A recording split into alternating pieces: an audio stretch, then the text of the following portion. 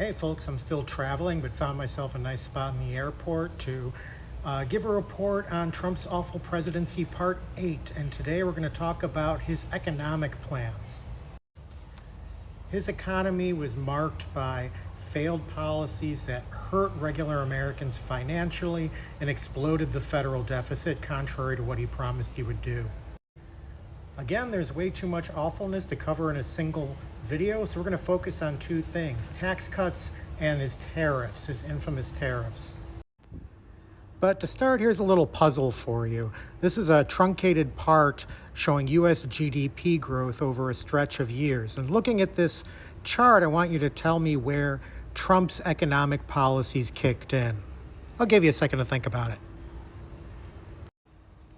The answer is that they kicked in right in the middle of that line I showed you, which was the time between the Great Recession in 2009 and the COVID pandemic recession of 2020. Couldn't show those edges otherwise it would give it away.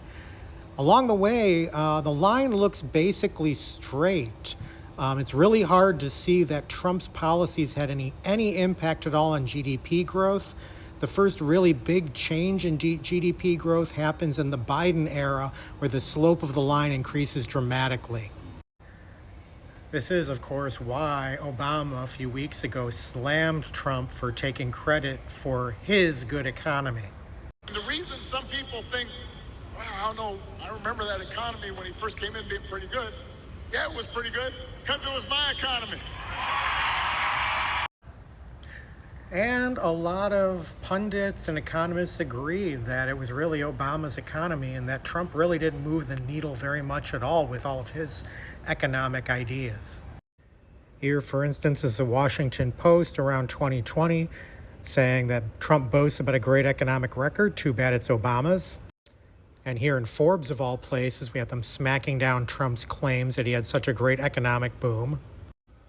And just one more, here's NBC News saying that Trump didn't build a great economy, he inherited it. Economist Austin Goolsbee told MSNBC, at best you would say it's been a continuation of a steady trend. So with that in mind, let's see what Trump's economic policies actually did, starting with his 2017 tax cuts. Those cuts were first enacted in December of 2017, so we can imagine that's the point where we start the clock to see what sort of impact Trump's economy had. Well, this year, the Center on Budget and Policy Priorities did a report and said the 2017 Trump tax law was skewed to the rich, expensive, and failed to deliver on its promises. It was skewed to the rich because the top 1% income households got an average tax cut of $60,000, and for the bottom 60%, the average was $500, and more than triple the total value of the tax cuts went to that top 1% and 5%. On top of that, it exploded the federal budget. The Congressional Budget Office estimated that the law would cost $1.9 trillion over 10 years. And keep that 10 years in mind for a moment. We're going to come back to that in a second. Our economic team has further modeled that the growth induced savings from trade, energy, and regulation reform will shave at least another $1.8 trillion off of the remaining debt. That leaves around $800 billion. This money can all be saved through simple, common sense reform. Suffice to say that didn't happen. The federal deficit exploded under Donald Trump, the king of debt. And remember that 10-year comment I mentioned, that the Center on Budget and Policy Priorities did a 10-year estimate? Well, let's first note something a lot of people have forgotten. The Trump tax cuts cut corporate tax rates permanently and individual tax rates temporarily, due to expire in 2025. Now, why on earth would they do that? Turns out it's an old GOP accounting trick. If you want to make your bill look less expensive than it really is, then you just set the parts that you're not that fond of to expire sooner than the parts that you care about.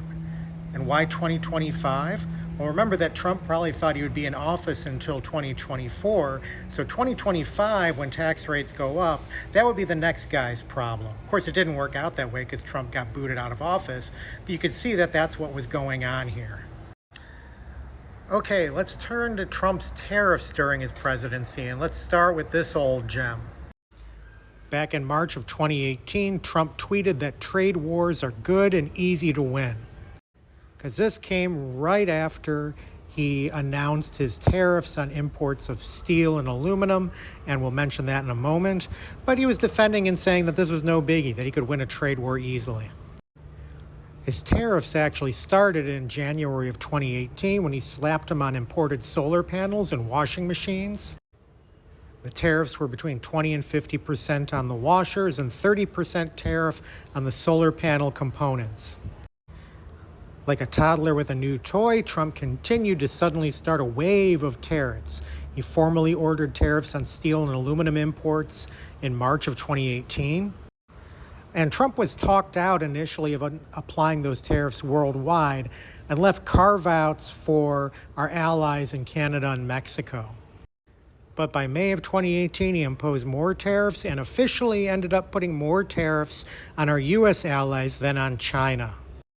The EU, Canada, and Mexico had these new tariffs imposed. As the Washington Post reported at the time, almost all the reaction was negative. Our allies were stunned, stocks slid. There were fears that prices were going to go higher on products. Even Republican lawmakers were blasting this. And literally everybody retaliated. India retaliated, Canada retaliated, China retaliated. Trump just started a trade war with everybody. One of those trade wars he says is easy to win. The blowback, however, is that our farmers were sending a lot of stuff to China, and China's tariffs were hitting our farmers and their finances. So Trump basically slapped a Band-Aid on that by spending even more money.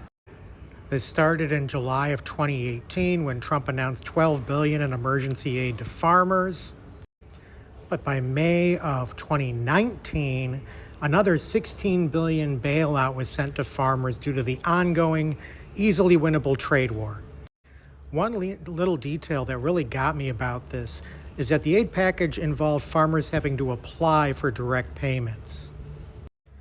Now imagine you're a farmer, you get hit really hard by stuff, by a self-inflicted wound by your own president causing you to lose your finances. Now you've got to put in the extra effort to apply to have that damage alleviated.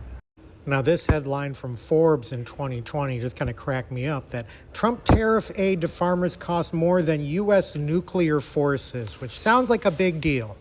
Of course, Trump seems to think that tariffs are a tax on other countries. Everybody knows that's not the case. Basically, those are taxes on imports, and so the companies that the tariffs are levied on are just going to raise their prices, and those raised prices are going to be passed along to the consumer. And a tariff is not directly a tax on the American consumer, but the effect is kind of the same, and it's been pointed out that Trump's tariffs are equivalent to one of the largest tax increases in decades. The Brookings Institute looked at several different analyses and estimated the average American household paid somewhere from several hundred up to $1,000 or more per year thanks to the tariffs. And NBC News reported recently that small business owners are really worried about Trump's plans to raise huge tariffs again. One person featured in that article said they had to raise prices from between 18 and 22% on the heels of his earlier tariffs. So I always find it strange when people claim that prices were better under Trump. They definitely were, but they were not good because it's kind of a frog in a pot that's being slowly heated up effect. Prices were steadily growing up, but we were not noticing because they were still going up slowly, but they were all deliberately done by Donald Trump and his disastrous economics. Speaking of economics, I haven't even gotten at all into Trump's disastrous COVID response and how that hurt the economy, but we'll leave that for a future post.